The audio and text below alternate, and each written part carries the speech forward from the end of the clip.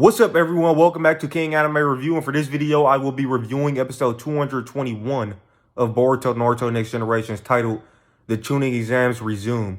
So everything that I predicted in my last review ended up happening.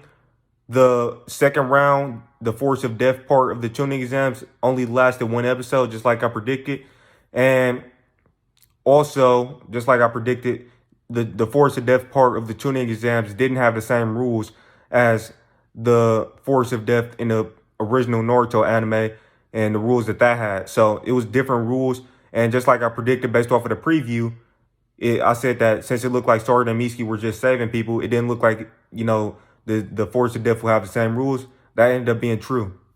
Now, some things that I didn't expect to happen ended up happening. And I'm pretty sure some people might be complaining about this, but it was revealed that basically these tuning exams are for the hidden leaf only. So it's not like a joint tuning exams like all of the other tuning exams that we've had been.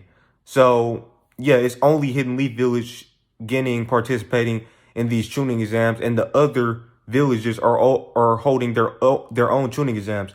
So that means we're not going to see Shinki and a lot of other, shinobi from other villages, which I personally don't mind. Like, it would have been cool to see Shinki and all that, but I personally really don't mind because I like the Genin from the Hidden Leaf Village as well.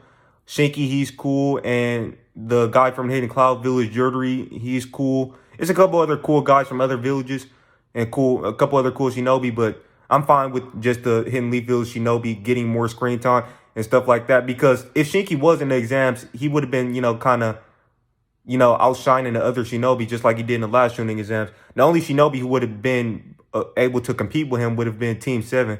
So, yeah, with that being the case, I'm okay with it. I mean, that means, I'm just fine with it in general. I'm pretty sure some people might be complaining about that, though.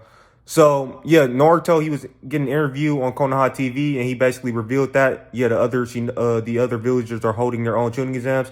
And he said that the reason for these exams is because they thought the shinobi world was at peace, but they've learned that that's not the case, and they need to nurture new shinobi, and basically they need to boost up their military power and see how strong their shinobi are currently, basically analyze their current strength or whatever. So, yeah, so that was the case with that. And then we had the first round, which was the written test, very similar to how it was in the original Naruto, except they rushed it. So basically, we seen the written test, it was basically the exact same test as it was in the original Naruto tuning exams. So, yeah, basically, you were encouraged to cheat but not get caught.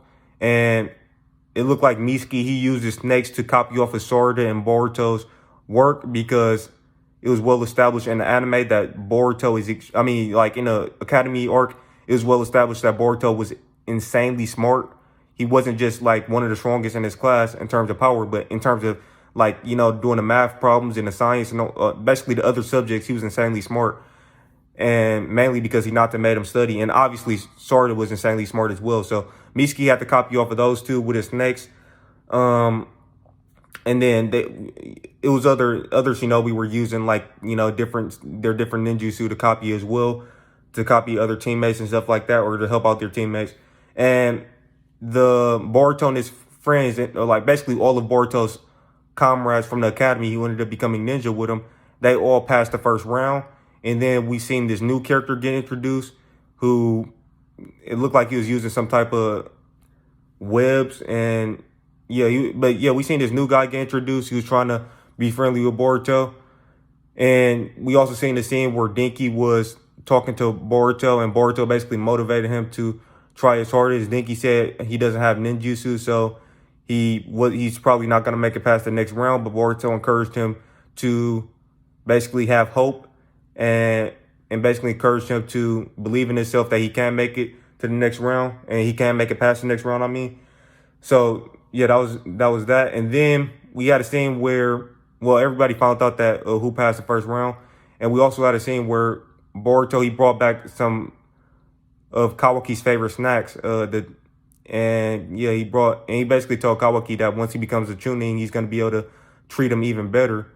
But yeah, so that was the case with that. He brought Kawaki some snacks back. And Naruto had a talk with Boruto, and Naruto's just told Boruto to do what you normally do, and he knows how strong he is. And yeah, then we had the second round of the Chunin Exams, which was, it took place in the Forest of Death, but just like I predicted, it had different rules.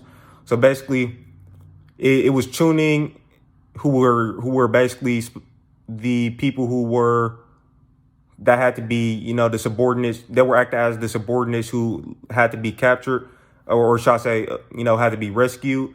And there were other Chunin who were basically trying to stop the Genin from retrieving the other Chunin, basically. So they were trying to derail the Genin and, basically stop them from, passing the test.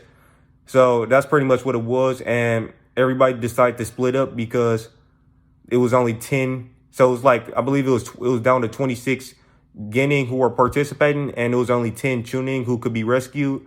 So everybody decided to split up and go their own way because they thought it wouldn't be smart for them to stick together. And that actually is true, because they would have to, it was a limited amount of people who could be rescued. So they had to hurry up and find as many people as they to find somebody to rescue, basically. So all three people sticking together wouldn't make sense because they will only be able to capture rescue one person, obviously.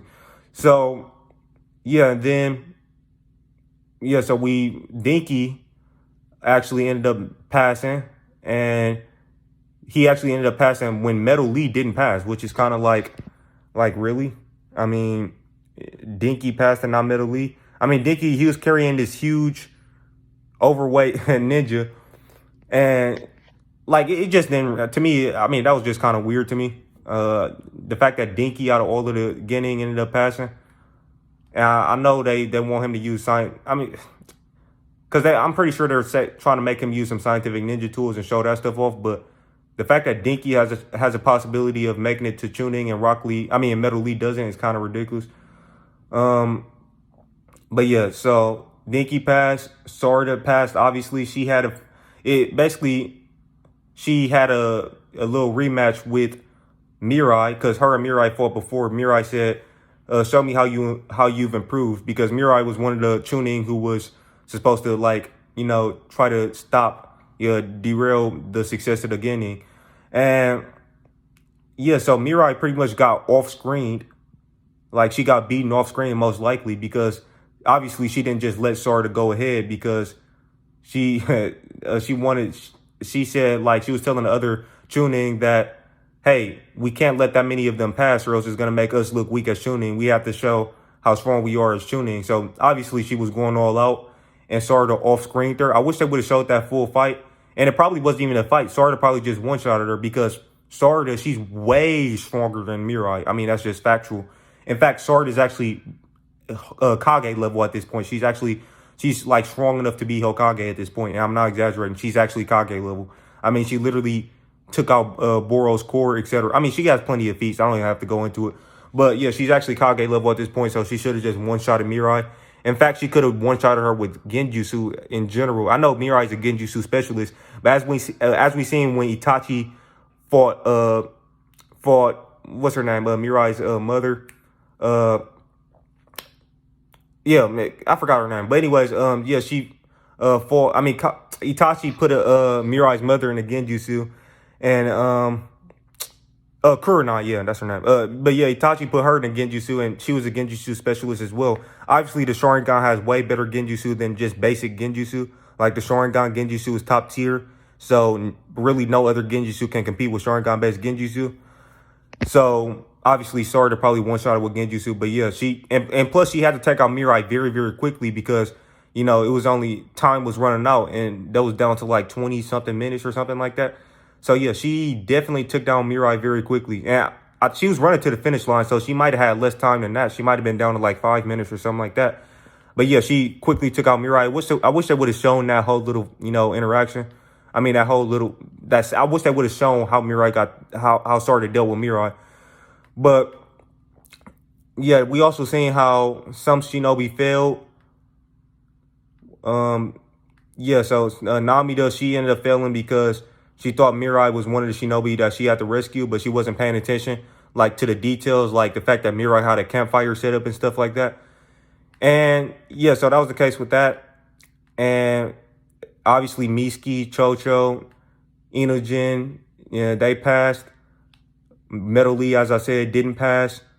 Hoagie, the guy who wears like that mask like Kakashi, his teammates ended up ensuring that he passed. So they basically sacrificed their chances at passing to make him pass, which is kind of weird because out of all of the members of that team, I think they're Team 40. They're either Team 40 or Team 25 or something like that. But anyways, out of all the members of that team, Hoagie is the one who hasn't used any ninjutsu. Like, we haven't seen him use any ninjutsu. And I've watched every episode of the Boruto anime. Literally, I've literally watched every episode. So I've seen the episode where it was about that team. And all we learned about Hoagie is the guy has, like, a good memory or something like that. The guy doesn't use any ninjutsu that we've seen. So I think he's probably the weakest out of his team. Yeah, he's the only one who passed. And they ensured that the weakest one of their team passed.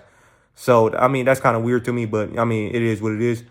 And Boruto, he ended up not actually making it in time. He did end up rescuing one of those Chunin, but he didn't make it to the finish line in time because they had a time limit. They had about 40-something minutes. And since Boruto decided to help one of his, he decided to help somebody, that same guy who, that new character that we seen in the episode, he decided to help that guy who, yeah, he was ahead of Boruto. He was a year ahead of Boruto in the academy. But he decided to help that guy he had just met because the guy ended up getting injured. And, yeah, Boruto ended up helping him make it all the way back to the finish line. But Boruto didn't make it in time. However, he still ended up passing the second round because he didn't leave behind a comrade. And basically, if he would have left behind a comrade, he basically would have failed because leaving behind a comrade, basically the people who was watching over the exams, I think it was Sugimoru, he said, if you left behind a comrade, we couldn't promote you to being a Chunin.